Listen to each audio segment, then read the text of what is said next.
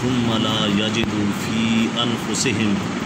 حرجا مما قضيت ويسلموا تسلیما۔ صدق اللہ العظیم۔ اللہ رب العزت کا شکر ہے جس کی توفیق سے ہم آج کے ہفتہ وار درس قرآن و حدیث میں حاضر ہیں۔ دعا ہے اللہ رب العزت حق بیانی کی توفیق عطا فرمائے،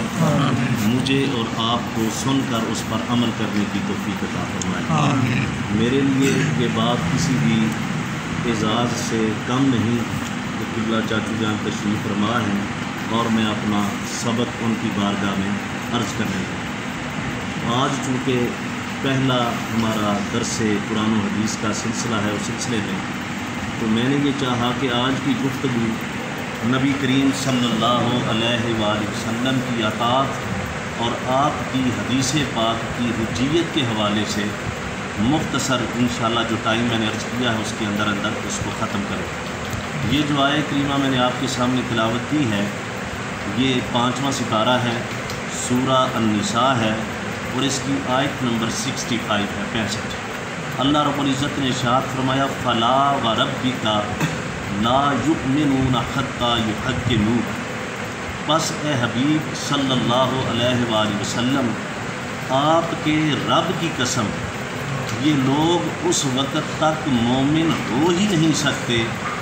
جب تک یہ آپ کو اپنے درمیان ہونے والے ہر معاملے میں حاکم تصور نہ کریں، آپ کو اپنے درمیان ہونے والے جملہ معاملات میں سپیریئر اور آپ کی جو ایک سپیریئرٹی ہے اس کو تسلیم نہ کریں۔ اس میں اللہ رب العزت نے بات شروع کی ہے فلا، میں چاہوں گا تھوڑی سی توجہ کریں گے تو بات سمجھ آتی ہے۔ فلا یہ جو لا ہے اس کو علماء لا زائدہ کہتے ہیں کہ عبارت میں اس کا ویسے کوئی اتنا مطلب خاص نہیں ہوتا، لیکن لا زائدہ کا مطلب یہ ہوتا ہے کہ اس کے آگے آنے والی جو بات ہے وہ بہت ہی امپورٹنٹ ہے، بہت ہی اہم ہے۔ اس آگے آنے والی بات کی اہمیت کو اجاگر کرنے کے لیے اللہ رب العزت قرآن پاک میں لا زائدہ کا استعمال کرتا ہے۔ جیسے کہ ایک اور جگہ پہ اللہ رب العزت نے ارشاد فرمایا لا اقسم بہذا البلد، یہاں پہ بھی لا زائدہ ہے۔ اس سے آگے آنے والی جو بات ہے اس کی اہمیت کو اللہ رب العزت بیان فرما رہا ہے کہ میں اس شہر مکہ کی قسم نہیں کھاتا، لیکن ہمیں پتہ ہے کہ وہ اس شہر مکہ کی قسمیں اٹھا بھی رہا ہے،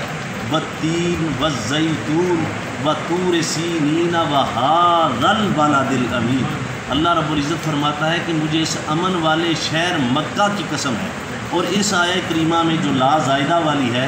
فرمایا لا اقسم بہذا البلد، کہ میں اس شہر مکہ کی قسم نہیں اٹھاتا، تو لا زائدہ استعمال کر کے اللہ رب العزت فرما رہا ہے کہ اس سے اگلی بات جو ہے اس کی اہمیت کو واضح کر رہا کہ قسمیں تو نہیں اٹھاتا، میں خالق کائنات ہوں، مجھے کیا ضرورت پڑی ہے قسمیں اٹھانے کی، قسم صرف اس لیے اٹھا رہا ہوں وَأَنْتَ حِلٌّ بِهَذَا الْبَلَدِ، محبوب اس لیے قسم اٹھا رہا ہوں کہ تو اس شہر میں بستا ہے، تو اس شہر مکہ میں رہتا ہے، مجھے تیرے رہنے کی قسم ہے، جہاں جہاں تو رہے گا اس جگہ کی قسمیں جو ہے وہ میں اٹھاتا جاؤں گا۔ پھر ایک اور جگہ پہ اللہ رب العزت نے لا زائدہ کا استعمال کیا ہے، یہ سورہ الحاقہ ہے، 29واں سپارہ ہے اور اس کی آیت نمبر جو ہے یہ 38 ہے۔ اللہ رب العزت نے یہاں پہ پھر ارشاد فرمایا فلا اقسم بما تبصرون، کہ میں قسم کھاتا ہوں جو تم دیکھتے ہو۔ بھئی اس چیز کی قسم اٹھانے کی کیا ضرورت ہے کہ انسان دیکھ رہا ہے اور اللہ اس کی قسمیں اٹھا رہا ہے۔ یہاں پہ بھی لا زائدہ ہے، اصل میں اللہ رب العزت بتانا چاہتا ہے کہ اس کے جو اگلی بات ہے اس کی اہمیت میں واضح کرنا چاہتا ہوں۔ فلا اقسم بما تبصرون، میں قسم اٹھاتا ہوں جو تم دیکھتے ہو۔ پھر آگے ارشاد فرمایا وما لا تبصرون، اور اس کی قسم بھی اٹھاتا ہوں جو تم نہیں دیکھ رہے۔ اور اگلی بات جس کو وہ قوت دے رہا ہے وہ کیا ہے، توجہ فرمائیے، اللہ رب العزت نے ارشاد فرمایا انہ لقول رسول کریم، کہ یہ جو قرآن ہے یہ رسول کی زبان سے ادا ہوا ہے۔ یہ اہمیت واضح کرنے کے لیے لا زائدہ کا استعمال یہاں پہ بھی استعمال کیا کہ یہ جو قرآن ہے میں نے اپنے محمد کی زبان سے تمہارے سامنے پیش کیا ہے، اس لیے اس قرآن کی اہمیت زیادہ ہے کہ یہ رسول کی زبان سے ادا ہوا ہے۔ تو پھر یہاں پہ جو اللہ رب العزت نے آقا علیہ الصلوۃ والسلام کی یہ جو حاکمیت ہے اس کو واضح کرنے کے لیے ارشاد فرمایا۔ اس سے پیچھے تسلسل میں 2-3 آیات آ رہی ہیں سورہ النساء کی، وہ اس کا شان نزول ہے اور اس کا ریفرنس ٹو دا کانٹیکسٹ ہے۔ اس میں اللہ رب العزت ارشاد فرماتا ہے الم تر الی الذین یزعمون انہم آمنوا بما انزل الیک وما انزل من قبلک یریدون ان یتحاکموا الی الطاغوت۔ اللہ رب العزت نے ارشاد فرمایا کیا آپ نے ان منافقوں کو نہیں دیکھا جو یہ دعویٰ کرتے ہیں کہ جو آپ کی طرف نازل ہوا ہم اس کے اوپر ایمان لاتے ہیں، ایمان لے آتے ہیں، اس کو ایکسیپٹ کرتے ہیں، قبول کرتے ہیں جو آپ پہ نازل ہوا، لیکن ہم اپنے فیصلے اسی زمانے جاہلیت کے مطابق کریں گے، آپ کو اپنے معاملات میں حاکم تصور نہیں کریں گے، آپ پہ ایمان بھی لے آتے ہیں، جو نازل ہوا ہے اس کو بھی مان لیتے ہیں، لیکن فیصلے اسی رسم و رواج اور کلچر کے طور پہ کریں گے۔ تو اللہ رب العزت نے فرمایا کہ یہ جو منافق یہ دعویٰ کرتے ہیں ان کے لیے میں یہ کہہ رہا ہوں فلا وربک لا یؤمنون حتی یحکموک، کہ مومن کی تو نشانی یہ ہے کہ وہ آپ کے ہر فیصلے کو اپنے اوپر تسلیم کریں۔ اسی طرح سے اگلی آیت اللہ رب العزت نے جو قرآن پاک میں سورہ النساء میں ارشاد فرمائی وہ یہ ہے وَإِذَا قِيلَ لَهُمْ تَعَالَوْا إِلَى مَا أَنزَلَ اللَّهُ وَإِلَى الرَّسُولِ رَأَيْتَ الْمُنَافِقِينَ يَصُدُّونَ عَنْكَ صُدُودًا۔ اللہ رب العزت نے آقا علیہ الصلوۃ والسلام کو مخاطب فرمایا اور ارشاد فرمایا اے محبوب آپ دیکھ نہیں رہے کہ جب ان سے کہا جاتا ہے کہ جو اللہ نے نازل کیا ہے اس کی طرف لوٹاؤ، یعنی قرآن پاک کی طرف، وَإِلَى الرَّسُولِ اور اللہ کے رسول کی طرف لوٹاؤ، یعنی انہیں 2 دعوتیں دی جاتی ہیں۔ کتنی دعوتیں؟ 2 دعوتیں، 2 انویٹیشنز انہیں دی جاتی ہیں، ایک قرآن پاک کی اور ایک اللہ کے رسول کی، اور انہیں یہ کہا جاتا ہے کہ ان دونوں دعوتوں کی طرف لوٹاؤ۔ تو اللہ رب العزت نے ارشاد فرمایا رَأَيْتَ الْمُنَافِقِينَ يَصُدُّونَ عَنْكَ صُدُودًا، اے میرے حبیب آپ دیکھتے نہیں ہیں کہ جو منافق ہیں وہ آپ کی طرف سے منہ موڑ لیتے ہیں اور قرآن کو قبول کر لیتے ہیں، وہ قرآن کو تو مان لیتے ہیں، یصدون عنک صدودا، اور آپ سے اپنا منہ پھیر لیتے ہیں۔ تو جو قرآن کرے، قرآن کی اس آیت کے حوالے سے جو قرآن کہتا رہے، ہر لمحہ قرآن کہے، لیکن رسول اللہ صلی اللہ علیہ وآلہ وسلم کے ذکر سے دل میں تنگی محسوس کرے تو اللہ رب العزت کے قرآن کے فیصلے کے مطابق وہ منافق ہے، وہ ایمان والا نہیں ہے۔ جیسے کہ بخاری کی ایک حدیث میں آقا علیہ الصلوۃ والسلام نے ارشاد فرمایا کہ آخر وقت میں ایک ایسا زمانہ ہوگا، ایک ایسی جماعت ہوگی یقرؤون القرآن، کہ وہ اتنا قرآن پڑھیں گے، اتنا قرآن پڑھیں گے، اور آقا علیہ الصلوۃ والسلام صحابہ کو فرما رہے ہیں کہ وہ اتنا قرآن پڑھیں گے کہ آپ اپنی تلاوت قرآن کو ان کے سامنے کم تر محسوس کریں گے، وہ اتنی نمازیں پڑھیں گے میرے صحابہ، تم اپنی نمازوں کو ان کے سامنے کم تر محسوس کریں، اتنے نمازی ہوں گے، اتنے قرآن پڑھنے والے ہوں گے، لیکن قرآن ان کے حلق سے نیچے نہیں اترے گا۔ یہ رسول اللہ صلی اللہ علیہ وآلہ وسلم نے 1450 سال پہلے ارشاد فرما دیا تھا، اور قرآن نے یہ فیصلہ کر دیا کہ جب دعوت دی جائے قرآن کی اور رسول کی تو منافق قرآن کی دعوت کو قبول کرتا ہے، رسول کی دعوت کو ٹھکرا دیتا ہے۔ تو اللہ رب العزت نے ارشاد فرمایا یہاں پہ فلا وربک، اے حبیب مجھے قسم ہے تیرے رب کی۔ اب یہ نہیں گفتگو شروع کرنے سے پہلے اللہ رب العزت نے فرمایا کہ مجھے قسم ہے پتھروں کی، مجھے قسم ہے پہاڑوں کی، مجھے قسم ہے فلاں چیز کی، فلاں چیز کی، فرمایا تیری حاکمیت کو بیان کر رہا ہوں۔ اب چونکہ حاکمیت تیری کا بیان ہو رہا ہے تو ذہن میں یہ شائبہ نہ آئے کہ حاکم تو اللہ ہے، وہ مالک تو ہمیشہ وہ ہے، تو رسول کی حاکمیت کو کیوں تسلیم کریں؟ تو اللہ نے اپنے نام سے قسم کا آغاز کر دیا، فلا وربک، محبوب تیرے رب کی قسم ہے، میں بے شک حاکم ہوں، میں حاکم مطلق ہو کر تیری حاکمیت کا اعلان کر رہا ہوں کہ کوئی اتنی دیر تک مومن مسلمان ہو ہی نہیں سکتا جتنی دیر تک اے میرے حبیب صلی اللہ علیہ وآلہ وسلم آپ کی حاکمیت کو تسلیم نہ کریں، چونکہ وہاں پہ بڑے بڑے منافق تھے۔ جب قرآن حکیم کی اس آیہ کریمہ کا نزول ہوا من یطع الرسول فقد اطاع اللہ، کہ جس نے رسول کی اطاعت کی اس نے اللہ کی اطاعت کی، تو مدینہ پاک میں رئیس المنافقین تھا عبداللہ ابن ابی، وہ مسلمان بن کے بیٹھا پھرتا تھا، اس نے اپنے ساتھیوں کو اکٹھا کر دیا۔ اب یہ حکم تو اللہ کا تھا، رسول اللہ صلی اللہ علیہ وآلہ وسلم کی حدیث تو تھی نہیں، یہ فرمان تو اللہ کا ہے کہ من یطع الرسول فقد اطاع اللہ۔ اللہ فرما رہا ہے کہ جس نے رسول کی اطاعت کی حقیقت میں اس نے اللہ کی اطاعت کی۔ اب اللہ کے کلام کو رسول اللہ کی طرف منسوب کر دیا۔ وہ اپنے ساتھیوں کو اکٹھا کر کے پتہ کیا کرتا ہے؟ کہتا ہے کہ ان محمدن یجعل طاعتہ کطاعت اللہ، کہ آپ دیکھ رہے ہیں کہ محمد نے اپنی اطاعت کو اللہ کی اطاعت قرار دیا ہے۔ اس سے بڑا ظلم اور کیا ہو سکتا ہے؟ حالانکہ رسول اللہ کا تو یہ قول ہی نہیں تھا، یہ تو فرمان اللہ رب العزت کا تھا، اللہ نے قرار دیا۔ تو دشمن رسالت میں، آقا علیہ الصلوۃ والسلام کی دشمنی میں انہوں نے قرآن کی حقیقت کو بھی ماننے سے انکار کر دیا۔ تو اس لیے اللہ رب العزت نے آقا علیہ الصلوۃ والسلام کی حاکمیت کو بیان فرمایا۔ اور اسی طرح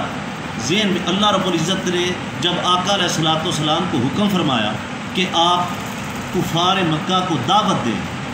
اللہ رب العزت کی توحید کی، اس کا ذکر اللہ رب العزت نے سورہ یونس میں کیا۔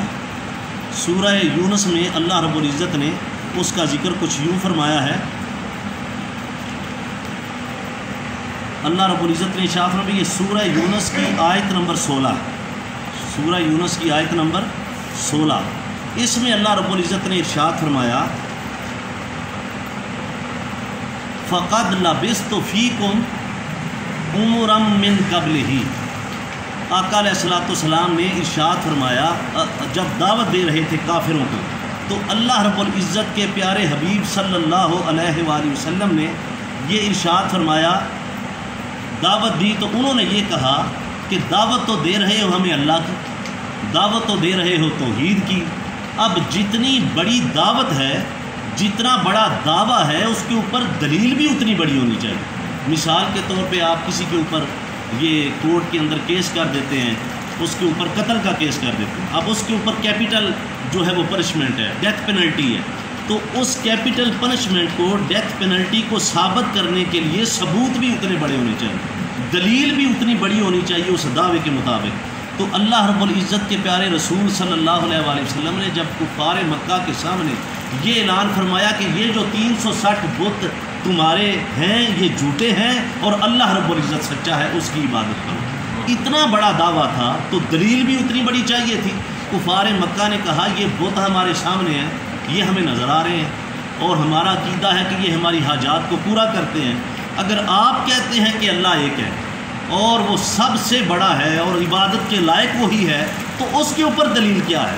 تو اس کے اوپر جو دلیل اللہ رب العزت نے آقا علیہ الصلوۃ والسلام کے اس دعوے کے اوپر، اپنی توحید کے اوپر، اپنے ایک ہونے کے اوپر جو اللہ رب العزت نے دلیل قرآن پاک میں بیان فرمائی ہے، وہ یہ ہے کہ آقا علیہ الصلوۃ والسلام کے ذریعے پیغام پہنچا دیا، فقد لبثت فیکم عمرا من قبلہ، مجھ سے اللہ کے ایک ہونے کی دلیل مانگتے ہو، مجھ سے اللہ کی وحدانیت کی دلیل مانگتے ہو، مجھ سے اللہ رب العزت کے لا شریک ہونے کی دلیل مانگتے ہو، تو اس کی سب سے بڑی دلیل یہ ہے کہ کیا میری پچھلی عمر تمہارے درمیان نہیں گزری؟ دلیل مانگی جا رہی ہے اللہ کے ایک ہونے پر، دلیل مانگی جا رہی ہے وجود باری تعالیٰ پر، تو اس کی دلیل قرآن میں اللہ رب العزت یہ ارشاد فرما رہا ہے کہ میرے ایک ہونے پہ دلیل سب سے بڑی مصطفیٰ صلی اللہ علیہ وآلہ وسلم کی زندگی کے پچھلے گزرے ہوئے 40 سال۔ اب یہ ذہن میں خیال آ جانا کہ رسول اللہ صلی اللہ علیہ وآلہ وسلم کو پتہ ہی نہیں تھا 40 سال تک کہ میں نبی ہوں یا نہیں ہوں، تو اس لیے 40 سال سے جو پچھلی عمر ہے 40 سال تک وہ ہمارے لیے قابل حجت نہیں ہے، جو 40 سال کے بعد آگے 23 سال کی زندگی ہے آپ کی عمر مبارک، وہ ہمارے لیے حجت ہے۔ تو اس آیہ کریمہ میں جو قرآن کی دلیل اللہ کی توحید پہ دی ہے، وہ رحمت عالم صلی اللہ علیہ وآلہ وسلم کے اعلان نبوت کے بعد کے 23 سال نہیں ہیں، وہ اعلان نبوت کے پہلے جو 40 سال گزرے ہیں اس کو اللہ کے ایک ہونے پہ اللہ رب العزت نے دلیل بیان کی۔ اور یہ کہنا کہ 40 سال تک پتہ نہیں تھا اور جبریل امین غار حرا میں آئے اور انہوں نے آ کے رسول اللہ صلی اللہ علیہ وآلہ وسلم کو بتایا، تو تب انہیں پتہ چلا کہ میں اللہ کا نبی ہوں۔ جبریل امین نے آ کے یہ آقا علیہ الصلوۃ والسلام سے فرمایا اقرا، کہ آپ پڑھیں، تو آقا علیہ الصلوۃ والسلام نے آگے سے یہ ارشاد فرمایا وما انا بقارئ، کہ میں تو پڑھ لکھ نہیں سکتا، میں تو ان پڑھ ہوں، مجھے تو پڑھنے کا طریقہ نہیں آتا۔ یہاں پہ ترجمہ کرتے ہوئے بھی ڈنڈی مارتے ہیں۔ اب دیکھیے کہ کوئی چیز حضرت جبریل امین کوئی کاغذ پہ لکھ کے رسول اللہ صلی اللہ علیہ وآلہ وسلم کے سامنے نہیں لائے تھے. There was not something in writing. کچھ لکھا ہوا نہیں تھا, بلیک بورڈ نہیں تھا, کچھ پیپر نہیں تھا کہ جو آقا علیہ الصلوۃ والسلام کے سامنے کیا ہو اور کہا ہو کہ یہ پڑھ کے سنائیں. تو آقا علیہ الصلوۃ والسلام نے فرمایا ہو کہ یہ تو مجھے پڑھنا نہیں آتا کیا لکھا ہوا ہے. جبریل امین صرف آ کے اللہ کا پیغام دیتے ہیں اقرا. اب اقرا ایسا لفظ ہے کہ جس شخص کو عربی زبان کی ابجد بھی نہ آتی ہو, نہ الف بے بھی نہ آتی ہو, چٹا ان پڑھ ہو, ہمارا 6-7 سال کا بچہ ہو, اسے کہیں نا اقرا تو وہ بھی کہہ دے گا اقرا. ہماری باجیوں کا گھروں میں نام ہوتا ہے اقرا تو سارے اقرا کہتے ہیں. تو رسول اللہ صلی اللہ علیہ وآلہ وسلم اقرا نہیں کہہ سکتے تھے. جو آپ نے آگے ارشاد فرمایا نا وما انا بقارئ, اس کا ترجمہ یہ نہیں ہے. انگلش میں 2 لفظ ہوتے ہیں. ایک یہ ہے کہ I don't know how to read, کہ میں نہیں جانتا کہ کیسے پڑھا جاتا ہے, مجھے پڑھنا نہیں آتا. ایک لفظ ہوتا ہے I am not gonna read, کہ میں تیرے آنکھیں نہیں پڑھنا. پہلا یہ ہوتا ہے کہ I don't know how to read, مجھے پڑھنا آتا ہی نہیں ہے. اور دوسرا یہ ہوتا ہے I am not gonna read, کہ پڑھتے سکنا پر تیرے آنکھیں نہیں پڑھنا. تو یہ جو آقا علیہ الصلوۃ والسلام نے فرمایا وما انا بقارئ, اس کا مطلب یہ I am not gonna read, تیرے آنکھیں نہیں میں پڑھنا, پڑھ سکتا ہوں. جب آقا علیہ الصلوۃ والسلام نے یہ فرمایا نا وما انا بقارئ, تیرے آنکھیں نہیں پڑھنا, پھر اس نے آیت کو مکمل کیا اقرا بسم ربک الذی خلق, کہ اے اللہ کے رسول پڑھیے اللہ کے نام پہ جس نے پیدا کیا. پھر رحمت عالم صلی اللہ علیہ وآلہ وسلم نے پڑھا. یعنی کہ یہ کہنا کہ آپ کو پتہ نہیں تھا اور آپ کو 40 سال کے بعد جو ہے وہ پتہ چلا کہ جی اللہ کے لیے پڑھو, اقرا بسم ربک الذی خلق, کہ اللہ کے نام پہ پڑھے. جب اللہ کا نام لیا تو پھر رسول اللہ صلی اللہ علیہ وسلم نے پڑھا. تو یہ بھی شائبہ جو ہے یہ ساتھ دور ہوتا جا رہا ہے. اسی طرح نبی کریم صلی اللہ علیہ وآلہ وسلم کی حاکمیت کو یہ جو عمروں کا شور ڈال لیتے ہیں, نہیں جی یہ بات کا مسئلہ ہے, یہ آگے کا مسئلہ ہے, یہ نبی کریم صلی اللہ علیہ وآلہ وسلم کی یہ پھر لا ساتھ اللہ رب العزت نے استعمال کیا. اور آقا علیہ الصلوۃ والسلام کے لیے اللہ رب العزت نے قرآن پاک میں ارشاد فرمایا لعمرک, کہ مجھے قسم ہے تیری ساری عمر مبارک. پہلے تو اللہ کی توحید پہ جو دلیل دی وہ یہ تھی کہ اللہ کی توحید پہ تیرے پچھلے گزرے ہوئے 40 سال ہیں. مجھ سے یہ پوچھنے والوں کہ بتاؤ اللہ ایک ہے یا نہیں, میرے رت جگہ تمہارے سامنے نہیں ہے, میرا بچپن تمہارے سامنے مکے میں نہیں گزرا, میرا لڑکپن تمہارے سامنے مکے میں نہیں گزرا, میری جوانی تمہارے سامنے مکے میں نہیں گزری, میرا اٹھنا بیٹھنا چلنا پھرنا ہر لمحہ مکے میں تمہارے سامنے گزرا ہے. میرے پچھلے 40 سال کی طرف دیکھ لو, ان 40 سالوں میں اگر ایک لمحہ بھی قابل گرفت نظر آ جائے, اگر ایک لمحہ بھی ایسا نظر آئے جس کے اوپر تم انگلی اٹھا سکو, اگر میری کریکٹر اسیسینیشن کرنے والوں, میری کردار کشی کرنے والوں ایک جملہ اور ایک لمحہ ایسا جو تمہارے نزدیک قابل گرفت ہو, اگر وہ دکھا دو تو اللہ رب العزت کی توحید کا اقرار نہ کرو. سبحان اللہ. اگر میرے 40 سالوں میں تمہیں ایک لمحہ اور میری گزری ہوئی زندگی 40 سال کا ایک ایک پل جو ہے وہ تمہیں صاف اور ستھرا اور جس کے اوپر انگلی نہ اٹھائی جا سکے وہ نظر آ جائے, تو پھر مان لو جس اللہ کا میں اعلان کر رہا ہوں وہ اللہ رب العزت و لا شریک ہے, عبادت کے لائق ہے. اور اسی طرح آقا علیہ الصلوۃ والسلام جو ہیں وہ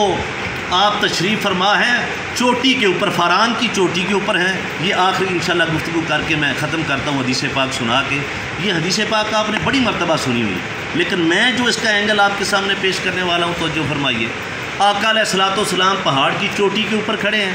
اور آپ دعوت توحید دینے سے پہلے یہ ارشاد فرماتے ہیں کہ اگر میں کہوں کہ اس پہاڑ کی دوسری طرف سے ایک لشکر آ رہا ہے اور وہ تمہارے اوپر حملہ کر دے گا تو کیا تم یقین کر لو گے؟ یہ 6، 7، 8ویں کی کتابوں میں ہم پڑھتے چلے آئے گے. تو وہ جتنے کے جتنے کفار اور مشرکین مکہ سامنے موجود تھے ان سب میں کسی ایک نے بھی نہیں کہا کہ ہم یقین نہیں کریں گے. سارے کے سارے بیک وقت بولتے ہیں کہ اے محمد عربی 40 سال ہمارے سامنے گزرے ہیں, ہم نے تجھے صادق بھی پایا ہے امین بھی پایا ہے, ایک جملہ تیری زبان سے آج تک ایسا نہیں نکلا جو سچ کے خلاف ہو. ہم یقین کرتے ہیں کہ لشکر آئے گا اور حملہ کر دے گا. اس کے اوپر جو دلیل آقا علیہ الصلوۃ والسلام نے قائم فرمائی اور کس لیے پہاڑ کی چوٹی پہ کھڑے ہوئے, اس کے اندر علماء اور مفسرین فرماتے ہیں کہ آقا علیہ الصلوۃ والسلام کا یہ واضح پیغام تھا کہ تم نیچے ہو، میں تم سے اونچی جگہ پہ کھڑا ہوں، میں تم سے اونچی جگہ پہ کھڑا ہوں، میں تمہیں بھی دیکھ رہا ہوں اور دوسری طرف بھی دیکھ رہا ہوں۔ تم صرف پہاڑ کی ایک طرف دیکھ سکتے ہو، دوسری طرف نہیں دیکھ سکتے۔ میں اونچی جگہ پہ کھڑا ہوں، ادھر بھی دیکھ رہا ہوں، ادھر بھی دیکھ رہا ہوں۔ چونکہ تم عام انسان ہو، عام بشر ہو، تمہیں یہ معلوم نہیں کہ اللہ رب العزت کی توحید کیا چیز ہے، اللہ رب العزت کا وجود پاک کیا چیز ہے۔ میں منصب نبوت پہ تم سے اونچا کھڑا ہوں، میں منصب رسالت میں تم سے اونچا کھڑا ہوں، میں تمہیں بھی دیکھ رہا ہوں، اللہ رب العزت کا جلوہ بھی دیکھ رہا ہوں۔ میری ایک نظر تمہاری طرف ہے، دوسری نظر جلوہ خدا کی طرف ہے۔ کسی نے کیا خوب کہا تھا کہ خاص اس برزخ کبریٰ کا ہے حرف مشدد سا۔ جو شد والا حرف ہوتا ہے نا، جس کے اوپر شد ہوتی ہے، مثال کے طور پر ایک لفظ ہے معلم، جو لام ہے اس کے اوپر شد ہے، وہ جو درمیان والی لام ہے وہ پہلی میم کے ساتھ بھی منسلک ہے، اگلی میم کے ساتھ بھی منسلک ہے۔ آپ پڑھتے ہیں معلم، عین کے ساتھ بھی ہے اور اگلی میم کے ساتھ بھی ہے۔ جو حرف مشدد ہوتا ہے جس کے اوپر شد ہوتی ہے، وہ اپنے سے پہلے لفظ سے بھی جڑا ہوتا ہے، اپنے سے اگلے والے لفظ پہ بھی جڑا ہوتا ہے۔ تو اس نے کیا خوب کہا کہ خاص اس برزخ کبریٰ، یعنی رسول اللہ صلی اللہ علیہ وآلہ وسلم، خاص اس برزخ کبریٰ کا ہے حرف مشدد سا، ادھر مخلوق میں شامل ادھر اللہ سے واصل، ادھر مخلوق میں شامل ہیں ادھر اللہ سے ملے ہوئے ہیں۔ تو آقا علیہ الصلوۃ والسلام نے فاران کی چوٹی پہ کھڑے ہو کر یہ فرمایا کہ دوسری طرف سے لشکر کے آنے کا مطلب یہ ہے کہ تم نہیں دیکھ رہے، میں اللہ کے جلووں کا نظارہ کر رہا ہوں، تمہاری نظر میں اتنی بساط نہیں، تم کیا چیز ہو۔ موسیٰ کہتے ہوئے چلے گئے رب آرینی کہ یا اللہ اپنا جلوہ دکھا، تو اللہ اپنے نبی کلیم کو یہ فرما رہا ہے لن ترانی، مجھے تو دکھانے میں کوئی حرج نہیں، لن ترانی تیری آنکھ میں یہ طاقت نہیں کہ میرا جلوہ دیکھ سکے۔ تو موسیٰ جیسے لوگ نہیں دیکھ سکے، پیغمبر شان والے نہیں دیکھ سکے، تو تم بھی اس کا نظارہ نہیں کر سکتے۔ لہٰذا میں اونچی جگہ پہ کھڑا ہو کر پیغام یہ دے رہا ہوں کہ میں تمہیں بھی دیکھ رہا ہوں، اللہ رب العزت کے جلووں کو بھی دیکھ رہا ہوں۔ اس لیے جیسے یہ بڑا قابل توجہ جملہ ہے اور بڑا خوبصورت جملہ ہے، یہ یاد رکھنا ہے کہ جیسے میرے کہنے پر بن دیکھے، جیسے میرے کہنے پر بن دیکھے یہ مانتے ہو کہ لشکر آئے گا اور حملہ کر دے گا،